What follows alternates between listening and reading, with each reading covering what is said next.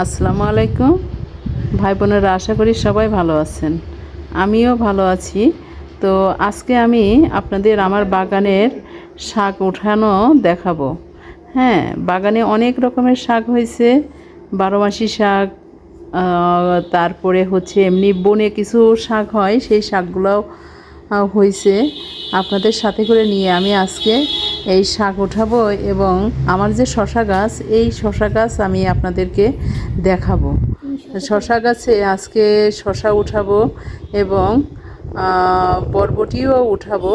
তো আপনারা দেখবেন যে কি সুন্দর আমার শশা গাছে শশা ধরছে। তো চলেন আমরা শুরু করি কিভাবে আমরা শাক উঠাই। বাবুরা, তোমরা আসো, তোমাদের বাগানে তোমরা শশা কাটো, বিসমিল্লাহ বলে কাটবা, ঠিক আছে? আল্লাহ রহমত করবে। হ্যাঁ, ঝুড়িটা রাখো এখানে। এই যে কিউটি বুড়ি, এদিকে তাকাও, হাই দাও তো। বলো হাই। হাই।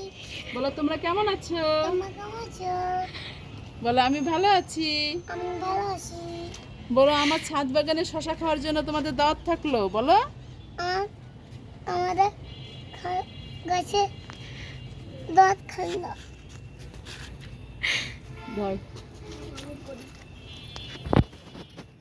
বিসমিল্লাহ। আলহামদুলিল্লাহ। হ্যাঁ, রাখো, ঝুড়িটার মধ্যে রাখো। এবার চলো, আমরা বাকিগুলো আর কাটবো না, আর একটু বড় হোক। চলো আমরা শাক উঠাই। আমাদের বাগানে প্রচুর পরিমাণে শাক হয়েছে। এই শাকগুলোর জন্য আসলে ভাই বোনেরা কি বলবো, এই যে শাক, পাঁচমিশালি শাক আসলে খুবই মজার। এই শাকগুলা খেতে খুবই ভালো লাগে। হ্যাঁ, আমি আবার আমার প্রত্যেকটা এই বেটের মধ্যে, বিভিন্ন গাছের মধ্যে আমি শাকগুলা বুনে দিয়েছিলাম। বিভিন্ন রকমের শাক আছে।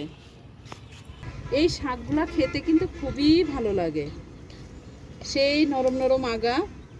এই শাকগুলা খুবই মজাদার একটা শাক। আমার কিউটি বুড়ি দেখেন শাক উঠাচ্ছে। বাবা, তুমি গাছের গোড়া ধরে টান দিও না, ঠিক আছে? সবাইকে বলো শাক খাওয়ার দাওয়াত দাও। বলো আপনারা শাক খেতে আসবেন।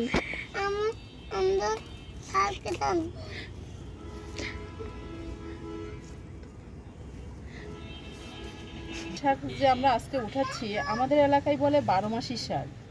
আপনার এলাকায় কি কি শাক নামে এটা পরিচিত?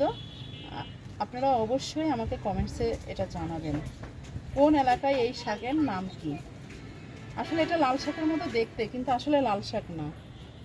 এটা ছোট ছোট গাছে অনেক ডালপালা বিস্তার করে এই শাকগুলা হয়। এই শাকগুলার কিন্তু এক একটা অঞ্চলে আমার মনে হয় এক একটা নাম আছে। তো আপনারা অবশ্যই আমাকে এই শাক আপনার এলাকায় কী নামে ডাকে, কী নাম বলে, সেই নাম আমাকে একটু জানাবেন। আবার আগাছা হয়েছে দেখেন, কিছু মাটিতে তো সব ধরনের শাকসবজি, সব ধরনের আগাছাই মূলত হয়ে থাকে। আর দেখেন লাল শাক, আসলেই লাল শাক, সত্যিই লাল শাক। কালারটা কত সুন্দর, তাই না ভাই বোনেরা? সেই সুন্দর কালার, চোখেই শান্তি, দেখেই শান্তি। হ্যাঁ, আমার দুই আম্মু এখন ওরা বরবটি তুলছে আমার ছাদ বাগান থেকে। হ্যাঁ, বিসমিল্লাহ বলে উঠায়ও। হ্যাঁ পুপি, এদিকে তাকাও। হ্যাঁ, সুন্দর, উঠাও। আরেকটা জিনিস আছে। ওটা না, ওটা না পুপি, ওটা উঠায় না, উঠায় না, ওটা উঠায় না।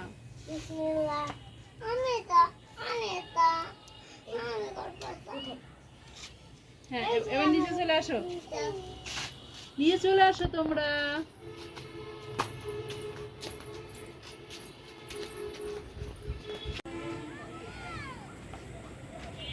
গাছ, এই গাছে, এই গাছটার কাছে আসলেই পাশে আমার কুমড়ার মাচা রয়েছে।